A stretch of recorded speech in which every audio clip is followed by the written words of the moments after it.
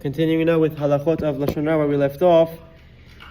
So yesterday we finished the three main categories of Lashon Hara Rechilut and Motzi Shem Ra. So now we continue. This book continues to list off the sources of the Isurim.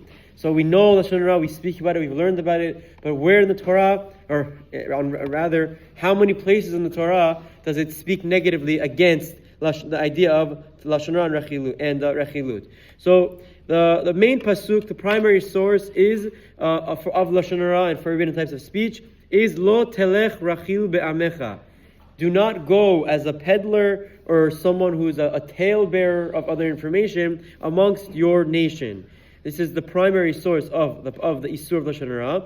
And actually the Chafetz Chaim in his Peticha to Chafetz Chaim in his introduction, he lists off many sources of Isurim that one can transgress if they speak Lashon Hara and Rechilut. In addition, there are many other positive and negative commandments one transgresses through Rechilut and Lashon Hara, as are brought in the Chafetz Chaim's introduction, the Peticha, the preface. So now the book continues and explains the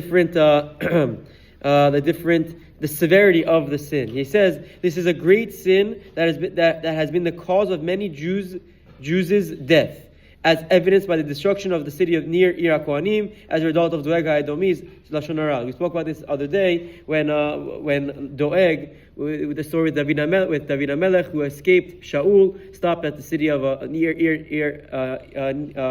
HaKohanim, Nov Ir HaKohanim, and long story short, Doeg saw this, reported back to Shaul, and that was the reason why Shaul went and slaughtered all the Kohanim that were in that city for helping David HaMelech, or what he assumed to be helping him. It is for this reason that Lo ta'amor dam re'echa, do not stand by the blood of your friend as it's being spilled, is immediately followed by the pasuk Lo telech rachil be'amecha, says the Chafetz Chaim. So the next is included in Lo telech rachil. All agree that the prohibition of Lo telech rachil be'amecha includes rechilut. According to the Rambam, since Lashon Hara is more severe than Rechilut, we can derive it from the same pasuk using a kal vachomer. Lo telech rachil be'amecha also applies to Motzi Shem Ra, since it refers to both truth and falsehood. So this is a big machloket in the Rishonim. Which one's worse, Lashon Hara or Rechilut? We spoke about both of them. Is there one that's worse? So it's actually a machloket between the Rambam and the Ra'avad. The Rambam, he understands Lashon Hara is the worst, and Rechilut is a derivative of that.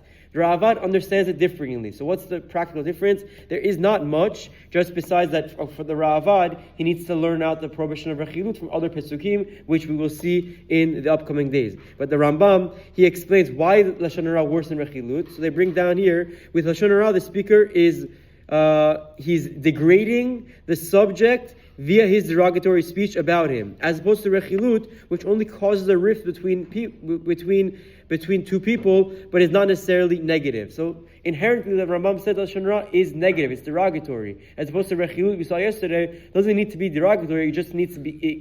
If it causes harm, it falls into that category. Or Lashon Hara information being inherently negative embarrasses the subject from everyone who hears it, whereas Rechilut is often only viewed as negative by the victim who gets upset about the subject said or what he did against him. Another reason why Lashon Hara is worse, according to the Rambam. But the commentators all discuss and try to understand which one is worse. But the idea is that they're derived from this pasuk of Lo telech rachil be'amecha. That's the primary source, and we'll continue with more sources upcoming days. Have a wonderful day and Shabbat Shalom.